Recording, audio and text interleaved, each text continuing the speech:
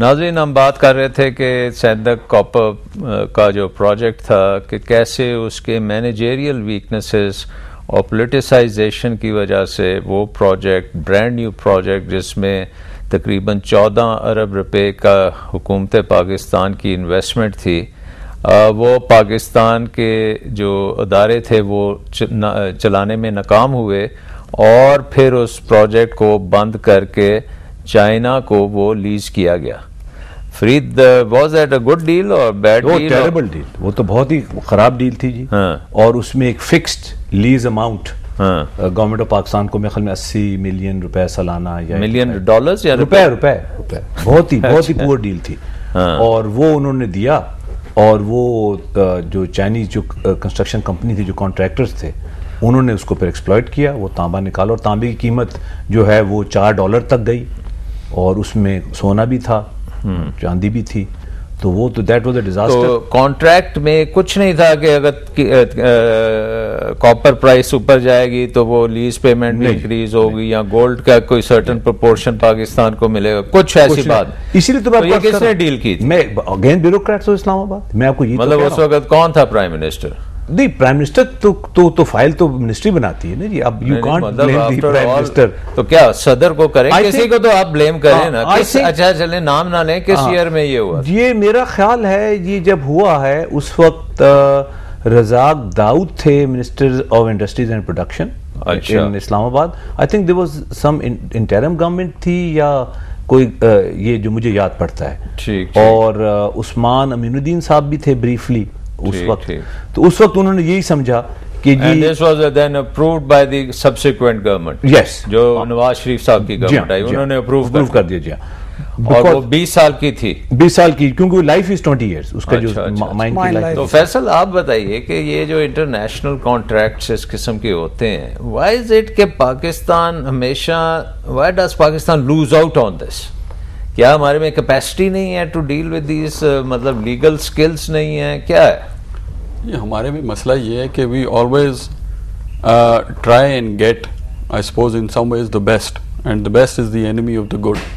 तो होता ये है कि अगर आपको एक चीज़ होती है, एक कॉन्ट्रैक्ट होता है जो आपको आपके ख्याल से थोड़ा सा शायद उससे आपको बेहतर मिल रहा होता है, उस कॉन्ट्रैक्ट को तबाह करने के लिए आप सब कुछ तबाह कर देते हैं। ये सबसे पहले 1997 में हमने देखा था जब नवाज शरीफ साहब आए थे, सैफुर रहमान साहब आए थे, उन्होंने सारे आईपीपीज के कॉन्ट्रैक्ट के उन्होंने सारों को रगड़ दिया था कि जी देखें, अब आईपीपीज के कॉन्ट्रैक्ट बुरे थे, अच्छे थे, कॉन्ट्रैक्ट तो थे, उनको रगड़ते रगड़ते आपने अपनी पूरी जो दुनिया में जो आपकी रेपुटेशन जो थी वो आपने तबाह कर दी। तो आपके ख्याल में जो ये हम कॉन्ट्रैक्ट्स करते हैं जी, असूली तौर पे तो पाकिस्तान में इतना टैलेंट तो होना चाहिए to do, let's say not outstanding contracts but good contracts as you से।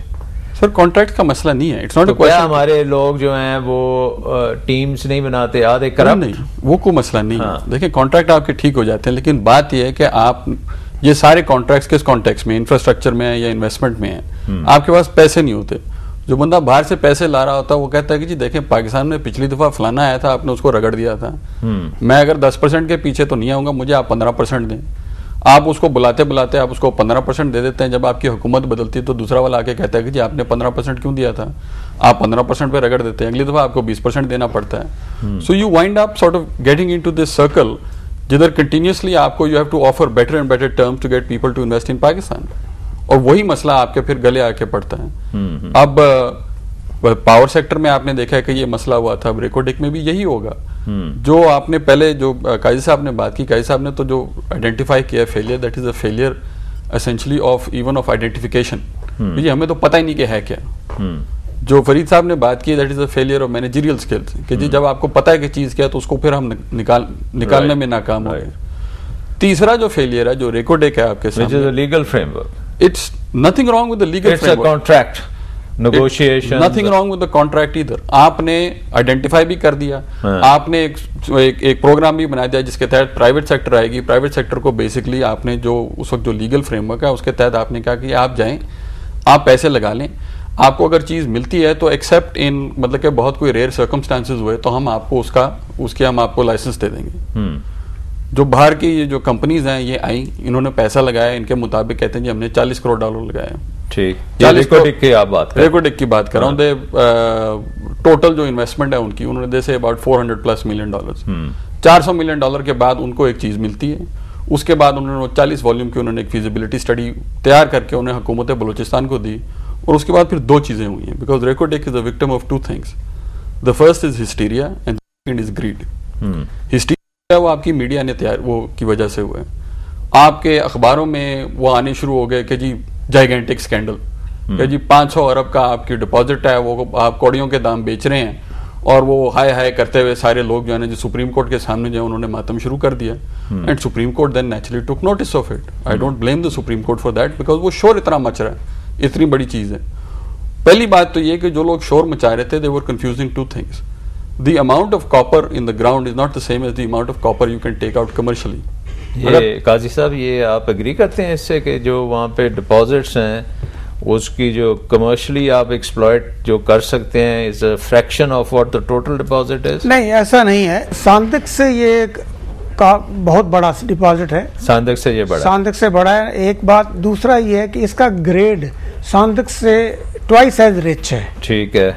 तीसरा, इसमें गोल्ड कंटेंट जो है वो सांदक से ज्यादा है। ठीक है।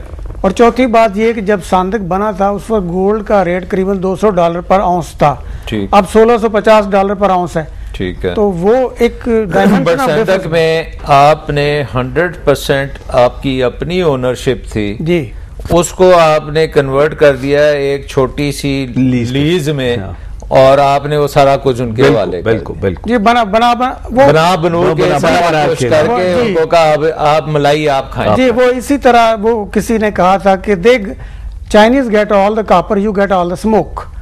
तो ये हमारे साथ रेकोडेक में तो वो 25% तो आपको दे रहे हैं ना, प्लस टैक्सेस भी दे रहे हैं, ये भी कर रहे हैं, एक्सपेंडिचर भी कर रहे हैं, वो सारा खर्चा उनका है। अब आप एक ये तो तकरीबन ऑपोजिट हो गया। मेरा ख्याल में जो आप फरमा रहे हैं ना वो बड़ा दुरुस्त बात है कि देखिए, जब टेक्नोलॉजी और इक्विपमेंट और मैन पावर, सारा मैनेजमेंट और तमाम जो रिस्क्स वो ले रहे हैं, हाँ। तो आपको 25% क्या बुरा है? हाँ। और 25 को वो करें कि subject to the market variation, वो तो उसका टाइड ये तो है ना, जैसे उन्होंने फरमाया कि 25% तो आपकी इक्विटी है, वो तो इक्विटी जितना डिफरेंस होगा साथ साथ चलता चला जाएगा। वो तो जाहिर बात है, मार्केट के साथ जैसे मार्केट की कीमत बढ़ जाएगी आपको भी मिलेगा, बढ़ जाएगा। तो अगर इसके अलावा रॉयल्टी भी है, उसके अलावा टैक्सेस भी है। आई थिंक टोटल जो है जो उनकी टेथियान कंपनी की जो असेसमेंट है वो ये है कि आपको 50% पैसे तो आपको मिले टोटल एम्प्लॉयमेंट है, टेक्नोलॉजी है, फिर आई मीन दूसरा जी डाउनस्ट्रीम इंडस्ट्री भी बन सकती है बहुत ज्यादा। देखिए जी बिल्कुल, देखिए ना, एक आदमी डायरेक्ट एम्प्लॉय होता है, 9 इनडायरेक्ट एम्प्लॉय होते हैं, तो वही सोशो इकोनॉमिक जो उसका इम्पैक्ट होता है वो एक क्लॉसल होता है। इसलिए हमें सिर्फ उसको 25% पे नहीं देखना चाहिए। तो माय पॉइंट वाज कि जी देखें, इसमें जब लोगों ने लिखा है, इसमें से जो मैंने जो पढ़ा है वो यही है कि जी वो कहते हैं कि जी हमें इसमें से टोटल जो प्रॉफिट जो आप देख रहे हैं is about $25 billion, not $500 billion. वो फिगर्स जो हैं दोज आर कंप्लीटली इन्फ्लेटेड। ठीक। अब वो फिगर्स लेके जब आपके रोज आपकी एक इन सेंस आपकी एक पब्लिक ट्रायल होती है और अखबार में मोटी मोटी सुर्खी लगती है कि जी 500 अरब लेके भाग रहे हैं, उसके बाद सुप्रीम कोर्ट ने फैसला तो ठीक किया कि जी जाके हुकूमत बलूचिस्तान जो है वो फैसला करे इस पे। हुकूमत बलूचिस्तान ने जो फैसला किया वो मेरे ख्याल से बिल्कुल गलत है कि उन्होंने लीज जो है वो डिनाई की है।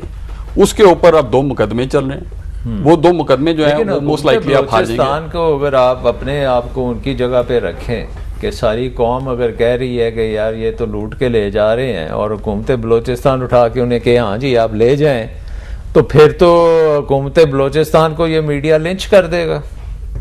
ठीक है, तो फिर क्या मतलब, क्या ये टेक्निकली एवेल्युएट नहीं कर सकते? हाँ बिल्कुल डॉक्टर साहब, मेरा गुजारिश है कि एक थर्ड पार्टी इंस्पेक्शन करवा लें। हाँ बिल्कुल, अलग किससे करवाएं? कोई नेशनल इंटरनेशनल दोनों मिला के। बट थर्ड पार्टी इंस्पेक्शन से आपको पता क्या चलेगा? लेट्स अज्यूम के बहुत बड़ी डिपॉजिट है, लेट्स अज्यूम के 30 अरब की डिपॉजिट है, बट लेट्स कंसीड दैट। और इंस्पेक्शन से आपको क्या पता चलेगा? सवाल ये कि उनका हक है एक्सप्लॉइट करने का कि नहीं। आपने अपने कानून में लिखा हुआ है कि अगर आप जाके कोई चीज ढूंढते हैं पैसे खर्च करके, तो फिर आपका हक है कि आपको उसको एक्सप्लॉइट करें। जब वो चीज ढूंढ लेते हैं तो आप कहते हैं नहीं मैं खुद करूंगा। मेरा सवाल ये है कि क्या हमें पता है कितने टनेज है वहां पे? नहीं पता ना, तो जब तक ड्रिल डेटा ना होगा तब तक ये सारी असम्पशंस हैं। सर फिजिबिलिटी रिपोर्ट जो है उनकी मैंने तो नहीं देखी, आई एम अ लॉयर, लेकिन अगर उनकी 30 या 40 वॉल्यूम की अगर कोई फिजिबिलिटी रिपोर्ट है, अगर वो कह रहे हैं कि जी हम $3 अरब लगाने को तैयार हैं, तो जाहिर बात है उन्होंने कोई स्टडी तो की है। ऑफ कोर्स न्यूट्रल असेसमेंट से फर्क नहीं पड़ेगा, न्यूट्रल और नेगोशिएशन से ये सेटल हो सकता है, और नेगोशिएशन सेटल हो सकता है और होना भी चाहिए। But why are you negotiating, you have a framework. No no what I mean, alright, on that framework, आप उसी फ्रेमवर्क के मुताबिक टेबल पे बैठ के जो मिसअंडरस्टैंडिंग, जहां तक तो कॉन्ट्रैक्ट का तल्लक है, अनलेस यू कैन प्रूव कि ये फ्रॉडुलेंट था, it wasn't fraudulent, I don't, तो then you have no locus standing. That's right.